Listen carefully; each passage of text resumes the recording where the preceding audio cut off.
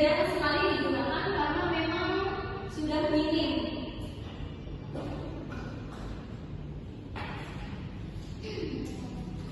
Next, ponsel or mobile phone. Ponsel digunakan untuk menelepon, mengirim pesan, dan internet. A mobile phone is used for calls, message, and internet. Example, contohnya, saya mengirim pesan lewat ponsel, or I send message with my phone. Ponsel ini adalah suatu alat komunikasi yang paling sering digunakan di sekarang ini. And the last, komputer or computer. Komputer digunakan untuk bekerja dan belajar. A computer is used for work and study. Example, saya tulis email dengan komputer. Or I write emails on the computer.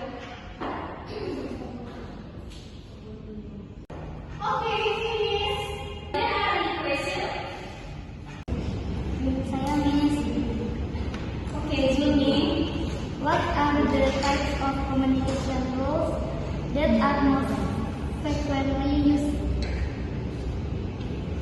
Sebelum Ibu menjawab, apakah kalian tahu alat komunikasi yang paling sering digunakan itu apa? Apa? Oke, ponsel. Yes, jadi communication is that often used is mobile phone or ponsel. If you understand, then I will ask you.